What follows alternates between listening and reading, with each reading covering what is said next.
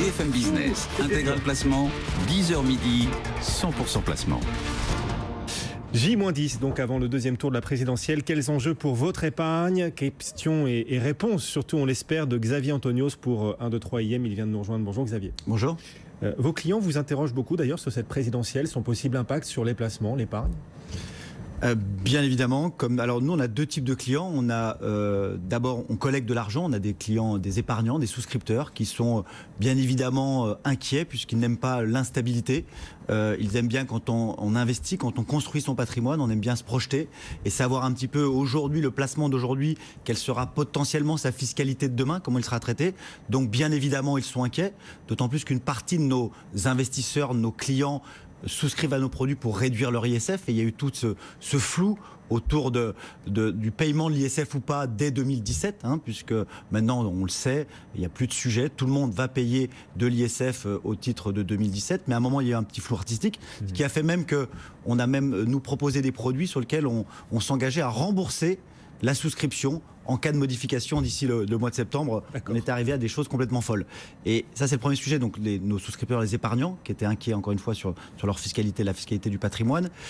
Et nos deuxièmes clients, ce sont les chefs d'entreprise. Les chefs d'entreprise que l'on finance, qui eux aussi ont toujours beaucoup d'interrogations, on l'a vu, sur les mesures, sur les allègements de charges, les baisses d'impôts, sur la productivité, sur comment ils vont pouvoir demain travailler. Ça, ce sont leurs grandes questions à l'approche de ce deuxième tour. Alors justement, qu'est-ce que vous leur répondez aux uns et aux autres, aux épargnants et puis aux entrepreneurs, quand on regarde les différences de programmes, de projets entre Emmanuel Macron, Marine Le Pen, voilà, quelle réponse on peut leur apporter? Est-ce que forcément tout est rassurant? Pour l'instant, rien n'est très rassurant. Encore une fois, on va pas faire de la politique, c'est pas l'objectif aujourd'hui. Rien n'est rassurant parce que tant qu'on n'est pas fixé, oui.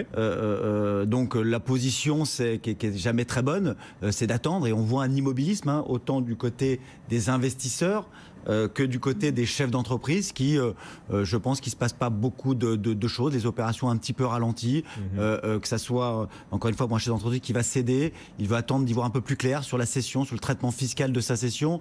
Donc les moments des élections, notamment les élections fortes comme les élections présidentielles, sont plutôt des moments d'immobilisme. C'est sur l'ISF que porte l'une des principales inquiétudes des entrepreneurs aujourd'hui, c'est ça l'un des principaux enjeux sur lequel ils vous interrogent?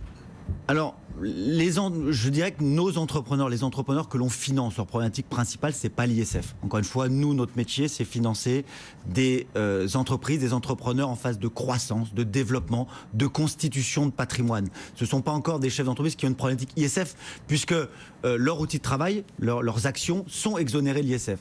Non, leur principale problématique, nos clients chefs d'entreprise, encore une fois, c'est de la stabilité fiscale, c'est y voir plus clair, c'est comment ils vont pouvoir être plus compétitifs par rapport à leurs homologues européens, comment ils vont pouvoir grandir, c'est des problématiques de financement, comment les pouvoirs publics vont être capables d'améliorer, de fluidifier le financement et d'avoir des financements alternatifs par rapport notamment au financement bancaire. Parce que c'est vrai, l'économie française manque d'air, elle a besoin de souffle. Est-ce que l'épargne peut y contribuer? Elle peut contribuer, l'épargne, à financer l'économie, à soutenir le développement des entreprises? Bien sûr, c'est indispensable.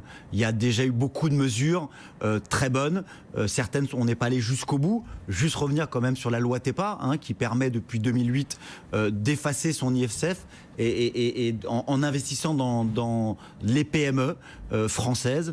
Cette loi TEPA, c'est une formidable réussite. Aujourd'hui, c'est 1 milliard d'euros qui, tous les ans, financent l'économie réelle grâce à des épargnants françaises. Aujourd'hui, elle est malmenée. Elle est malmenée puisqu'on veut toucher à cet ISF, on veut réduire son ISF. Si on regarde le programme Macron qui veut en faire, vous le savez, un ISF immobilier, donc c'est réduire l'assiette de l'ISF, donc réduire d'autant plus la mesure. Il faut absolument conserver ces mesures fiscales qui flèchent l'épargne des particuliers. Il faut améliorer le mécanisme du PEA-PME. Il faut travailler sur le mécanisme de l'assurance vie. Il y a tout un tas de mesures sur lesquelles il faut continuer à avancer. Il n'est pas normal aujourd'hui que sur des monuments historiques, que sur du cinéma, que sur des dom-toms, que sur du foncier, groupement viticole, forestier, on ait des meilleures mesures fiscales que sur le financement des PME. Aujourd'hui, le vivier de création d'entreprises, de création d'emplois,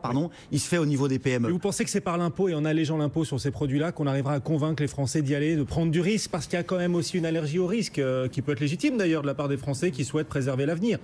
Voilà. 100% d'accord. Aujourd'hui, il y a un problème d'inversion de la pyramide. Aujourd'hui, les produits les plus liquides et les moins risqués bénéficient d'une meilleure fiscalité que les produits plus long terme et plus risqués. Donc il y a de l'éducation à faire auprès des investisseurs privés. La PME n'est pas égale à risque.